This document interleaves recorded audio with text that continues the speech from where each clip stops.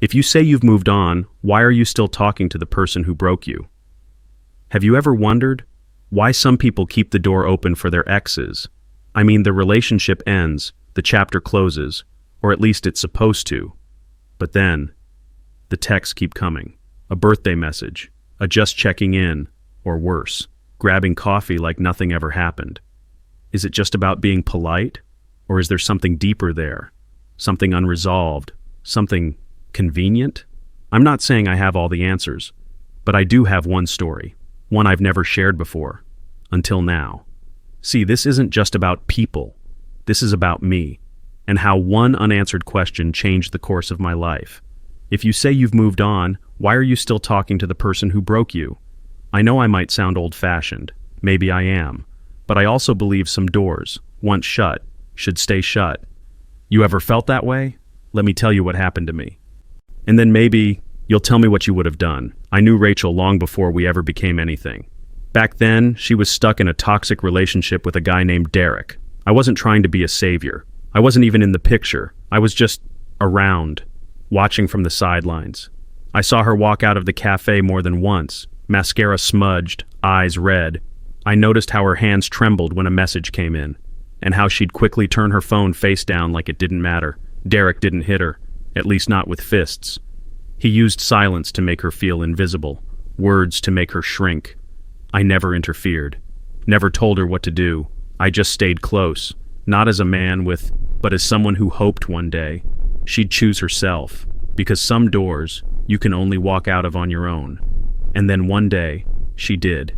The day she finally left him, it wasn't some big dramatic moment, no shouting, no public breakdown. It was quiet, almost still. Like the moment before a deep breath. She packed a bag. She didn't say goodbye. She just left. And for a while she disappeared. From him, from everyone, but not from me. I'd get short texts now and then. A thumbs up, a thanks for checking in. Little pieces of her, slowly surfacing. I never pushed. Didn't ask her to talk about it. Didn't try to fix what was broken. I just stayed present. Offered laughter when she needed it. Silence when she didn't. Pizza and late-night movies when words were too heavy. And then one night, months later, I asked her out. I figured she'd say no. She surprised me. She smiled, nervous but real. "Yeah," she said, "I think I'm ready." Things moved fast after that. Maybe it was because we already had history. Or maybe, when you've both been broken before, you don't waste time pretending. We weren't playing games. We knew what we didn't want. We knew how fragile something real could be. So when we fell hard. Within a few months, she was spending more nights at my place than her own. Within a year, we were engaged. And honestly, it felt right. We cooked dinner together, even if it was just boxed mac and cheese. We binge-watched bad TV. We made grocery runs feel like date nights. Even folding laundry felt like home. There was this rhythm between us, quiet, effortless, like we were building something solid, brick by brick. For the first time in a long time, I wasn't waiting for the other shoe to drop, and neither was she. Or at least, that's what I believed. It started on a regular Thursday evening. We'd just finished dinner, some stir-fry she threw together while I scrolled through my emails. We laughed about how bad the rice turned out. It felt like any other night. But then, I couldn't find my phone.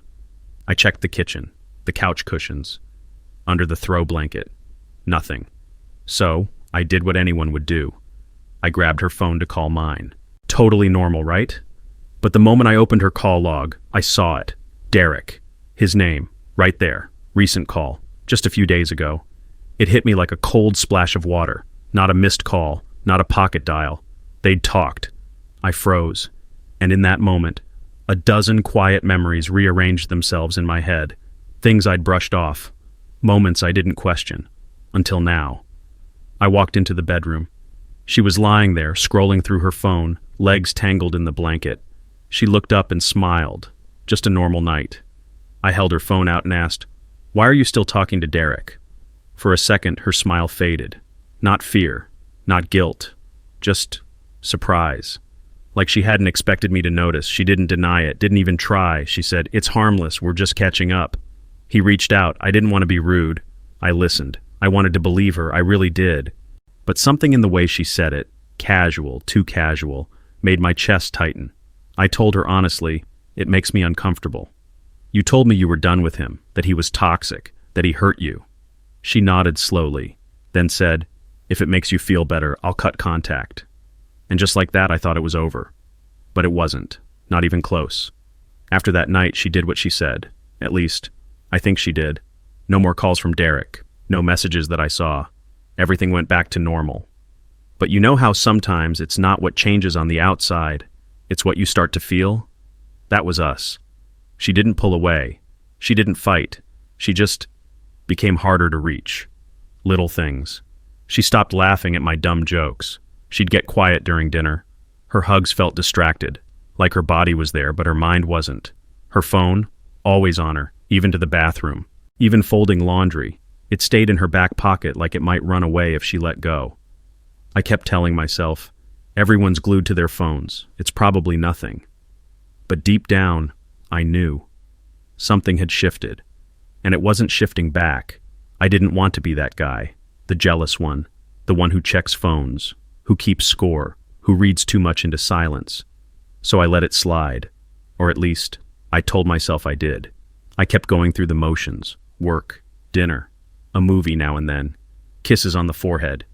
Good night routines that looked the same, but didn't feel the same. And yet, that voice inside me, the one I tried so hard to ignore, kept getting louder. Something's off. You're not imagining this. You saw the signs once. Are you going to ignore them again? I pushed back, told myself, come on, man, don't turn love into a police investigation. But it's hard. It's hard when trust has a crack, even a hairline one. Because once you see it, you can't unsee it. And suddenly every smile feels like a test, every silence, a secret, and I was failing both.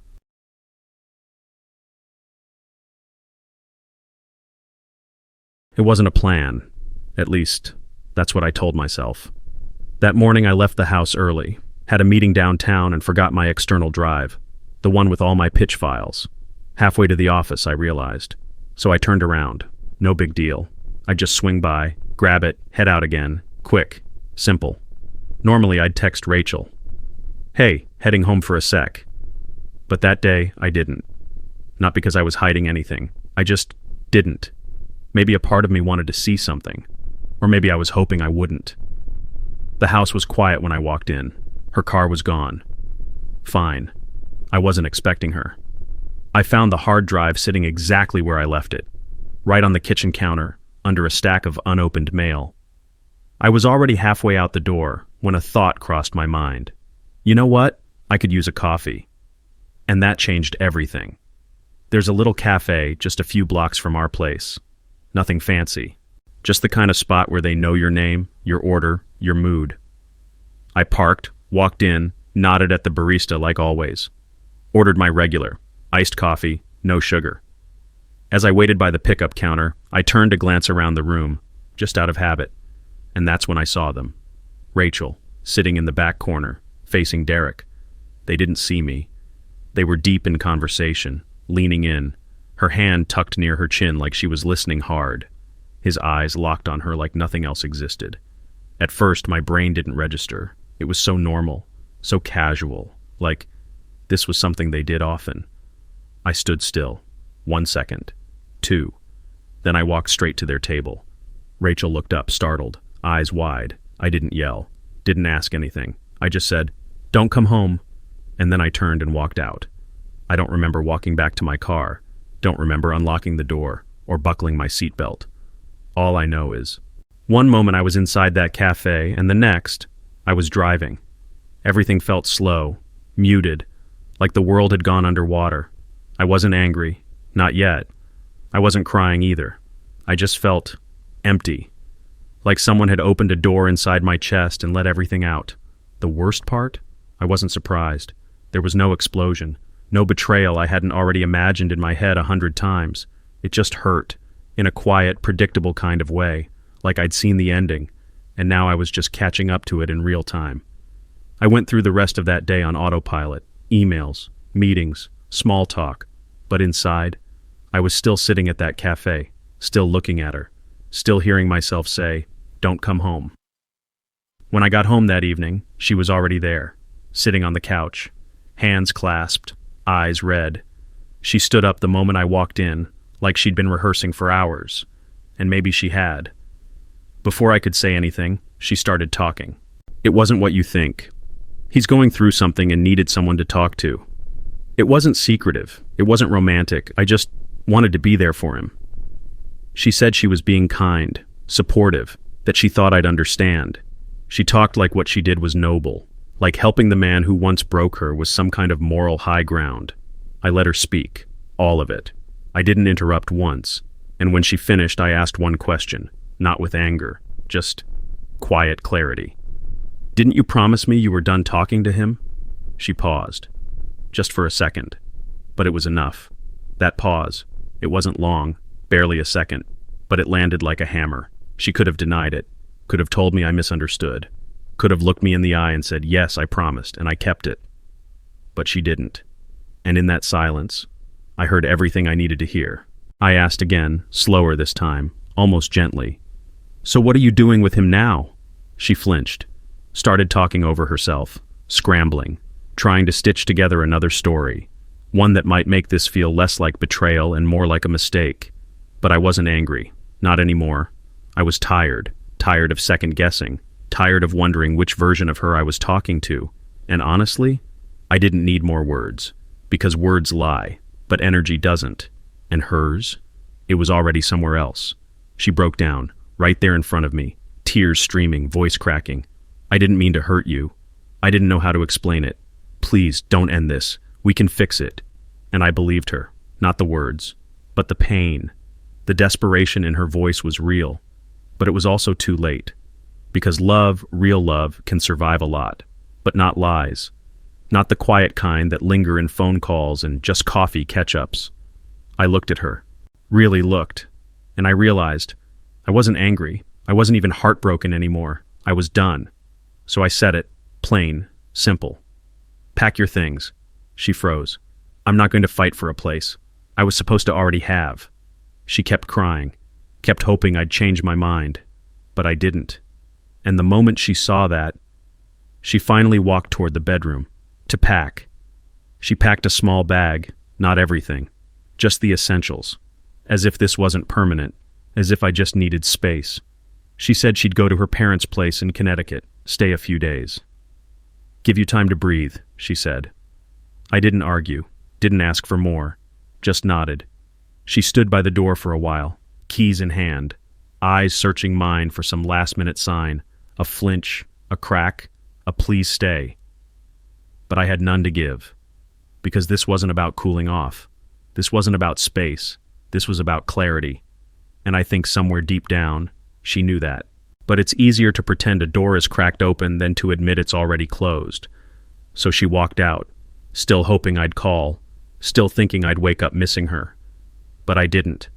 I missed the version of her that had stopped existing long before she ever left. A few days passed. I thought she'd come back to collect the rest of her things. Thought maybe, just maybe, she'd want to close this chapter with dignity. But she didn't. The closet still held her coats. Her books lined half the shelf. Her toothbrush sat quietly in the cup next to mine, like nothing had changed. And that's when I realized she still thought this was temporary, that I'd cool off, call her, crack first. But I wasn't angry, and I wasn't waiting. So I did what I needed to do. I packed everything, folded each shirt, stacked the boxes by the front door, labeled them clearly, just like I would if I were moving offices, not lives. Then I called her, told her calmly, "Come by tomorrow. Your things are ready." She paused on the phone, and for the first time, I think she understood. This wasn't space. This was closure.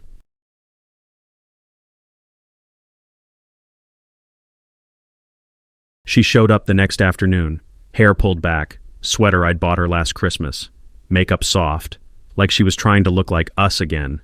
She knocked once. I opened the door. Her eyes scanned the living room, saw the boxes lined up by the entrance, her name written on everyone, and just like that, her smile cracked. "So, that's it?" she asked. "You're not even going to talk this through?" I shrugged, not to be cold, just because there wasn't anything left to say. "I already listened," I said. and I already decided. She stepped in, slowly, looked around like she was waking up in someone else's home, like this wasn't where we laughed, where we danced barefoot in the kitchen. But those memories, they weren't here anymore. They left when she did. She picked up a box, hands trembling, and for the first time, she didn't say a word. After she left with the last box, I stood there for a while, just still. The quiet was heavy, not peaceful, not sad, just full of the things we didn't say, of the weight you only feel when something ends, really ends. But then, the text started. First, "I can't believe you're doing this.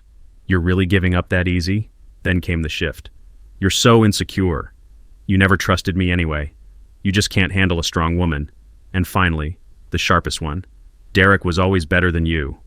I read them, one by one, didn't flinch, didn't reply. Because those words, they weren't about me. They were about her not knowing how to lose, about needing to burn the bridge so she wouldn't be tempted to cross it again. So I texted back, just once, "Go be with him." And that was it. No more calls, no more messages, just silence. The days after were strange, not unbearable, not dramatic, just quiet. I'd wake up, make coffee for one, play music I used to play for both of us, and realize I'd forgotten the lyrics halfway through. The house didn't feel empty. It felt still, like it was waiting for me to finally be alone with the truth. And I was. I didn't miss her. Not really. I missed the feeling I thought we had, the future I had built in my mind, the us that maybe only ever existed in my version of the story. But I didn't spiral, didn't fall apart. I went to work, ate my meals, kept my promises. But at night, when it was just me and the silence, I'd sit there, not to analyze, not to regret, just to feel. Because some lessons don't come in thunder, they come in stillness. The first lesson I walked away with: trust is everything.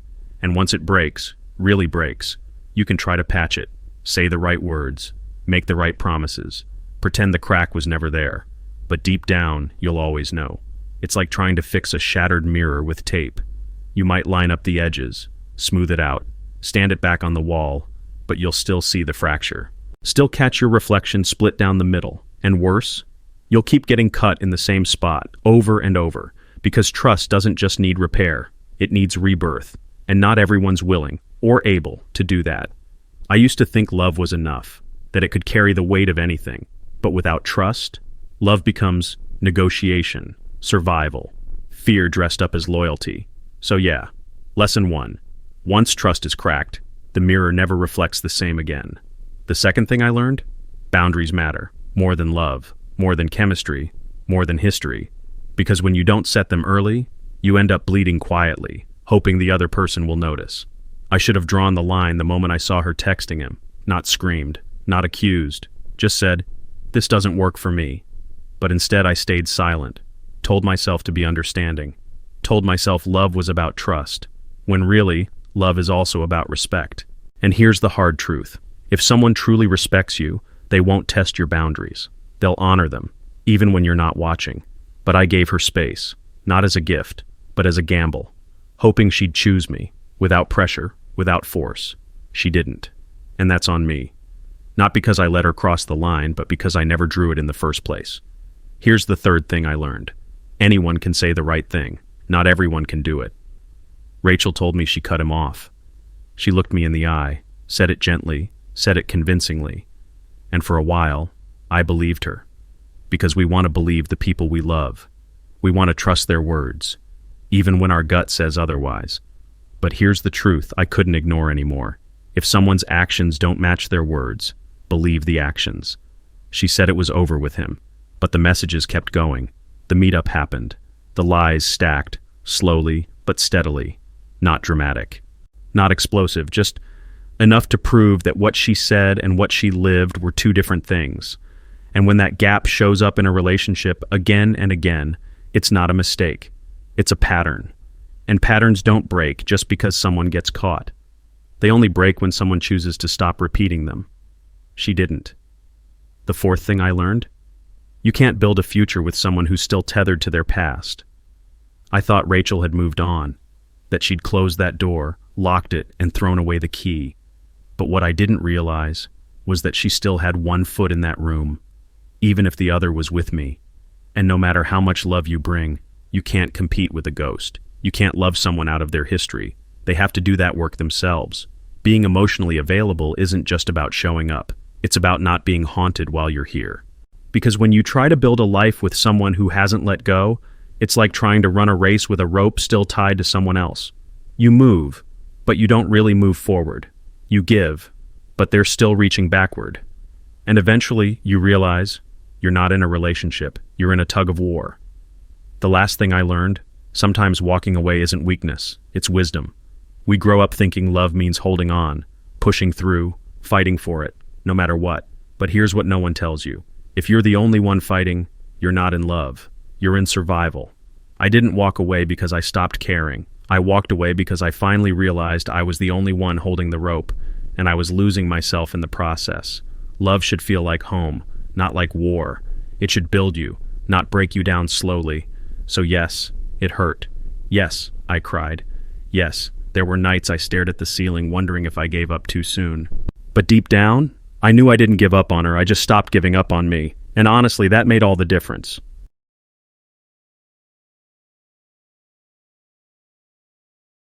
So now that you've heard it all, let me ask you something. What would you have done if you were me? Would you have forgiven her?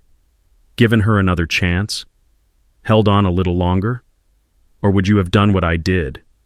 Not out of anger, but out of clarity. I'm not here to say I handled it perfectly. I'm not here to play the victim. I'm just a guy who loved someone, trusted her, and had to choose between the future I imagined and the truth I couldn't ignore. And I'm guessing if you've watched this far, you've been there too. Maybe not with the same story, but with the same feeling. That moment where you ask yourself, am I still fighting for love or just afraid to be alone? It's not an easy question, but it's the one that changed everything for me. What about you? Here's the part most people don't talk about. After a breakup, especially one that shakes your core, you don't just lose the person. You lose the version of yourself that existed with them. The man I was with Rachel, he was loving, loyal, hopeful, but also too quiet, too forgiving, too afraid to speak up when something felt wrong. And when she left, that version of me left too. At first I felt hollow, like I didn't know who I was without her. But over time I realized something powerful. I wasn't rebuilding. I was reintroducing myself to myself. I started doing things alone again, reading more, saying no more, not out of bitterness, but because I finally remembered what I deserved. And honestly, that man, the one who came after the fall, feels more honest than the one who kept swallowing his voice to keep the peace. This morning I made coffee, just for me. Black, no sugar, no cream. I sat by the window, didn't check my phone right away, just watched the light move across the floor. It was quiet, but not the kind of quiet that hurts, the kind that holds you. That says, you're okay now. I answered some emails, took a walk, stopped by the corner bookstore and picked up a novel I'll probably never finish, but that's not the point. I smiled at a stranger. They smiled back, and for a moment, I felt it. Stillness, not loneliness, not distraction, just me, existing, not waiting for a text, not wondering if I did enough, not trying to fix anyone or prove anything, just living, just breathing. And honestly, that kind of peace used to feel impossible. Now, it feels like home. Last week, a mutual friend mentioned her, casually, like it was nothing. I think Rachel's dating someone new, they said. Saw her in Brooklyn with some guy, looked happy. And for a second, my heart didn't clench, my breath didn't catch. I just nodded, smiled a little, took another sip of coffee. No anger, no jealousy, not even nostalgia, just a quiet acknowledgement. She's somewhere else now, in another story, with another beginning. And me? I'm okay with that. Because that's what healing really looks like. It's not fireworks. It's not some dramatic, I'm finally over her moment. It's when you hear her name, see her face, or imagine her laughing again. And you don't feel like it belongs to you anymore. You just let it pass, like a breeze. And in that silence you realize, you didn't just survive her. You outgrew the part of you that couldn't let go. I used to wish it had never happened. The whole thing.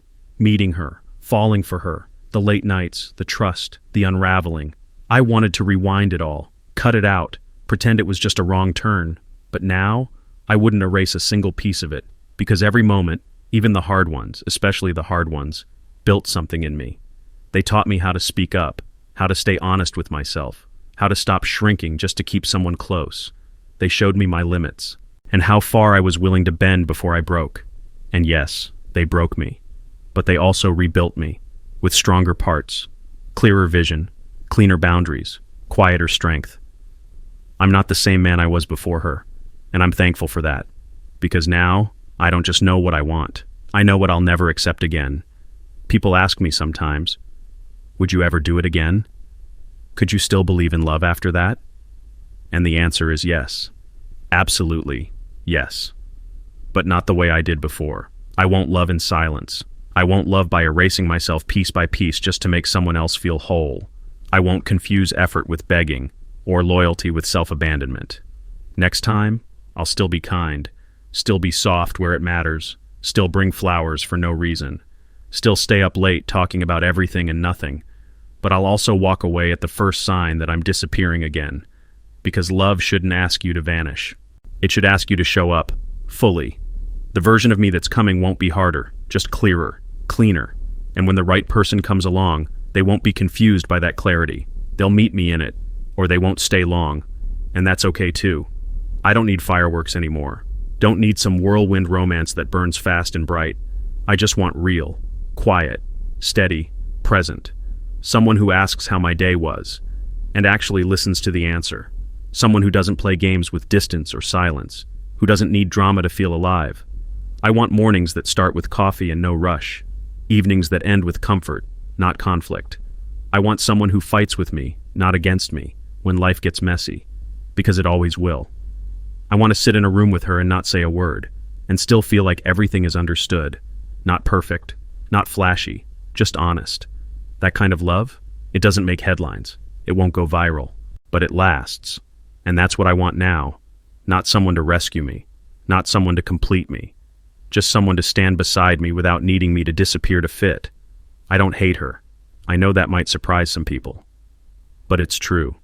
She was part of my life, part of my becoming. She taught me what I needed to learn, even if it came wrapped in pain. And I'll never say it was all bad, because it wasn't. There were good mornings, there were real laughs, there were moments I thought, maybe this is it. But just because something is beautiful for a while doesn't mean it's meant to stay. Some people are chapters, not the whole book. And when you keep trying to stretch them across pages they don't belong in, you only rip the spine of your own story. She was a chapter I'll never regret, but I won't reread it, and I won't rewrite it. I'll close the page, mark where it ended, and keep going, because the story doesn't stop with her, not even close. People think healing comes all at once. Like you wake up one day and everything stops hurting. That wasn't how it worked for me. For me, healing looked like my friend Alex texting me memes at 11 p.m., my sister dropping off soup without asking, a neighbor waving at me every morning like nothing had changed. It looked like saying yes to dinner plans, even when I wanted to cancel. It looked like finally going back to the gym, not to bounce back, just to move. It looked like laughing again and feeling surprised that it wasn't forced, it wasn't dramatic, it wasn't loud, and no one posted a quote about it. But it was real, because every little thing, every small, "You okay?" every cup of coffee, someone didn't let me drink alone, they mattered. They didn't fix me, but they reminded me I wasn't broken beyond repair. And sometimes, that reminder is all you need to keep going. I was walking home from the grocery store, bag in one hand, phone in the other. The sun was setting, not in some cinematic way, just soft orange light brushing across rooftops, and I caught my reflection in a car window. Didn't plan to look, but there it was. I was smiling, not because of a text, not because of a memory, not because someone made me feel seen, just because. And I stopped right there on the sidewalk, looked at my own face and thought, I haven't seen you in a while. It wasn't a loud victory. No music swelled, no applause in the background. Just a quiet moment where I wasn't hurting, wasn't hoping, wasn't pretending. I was simply here, in my body, in my life, and it felt good, not amazing, not perfect, just good. And sometimes after everything, good is a miracle in itself.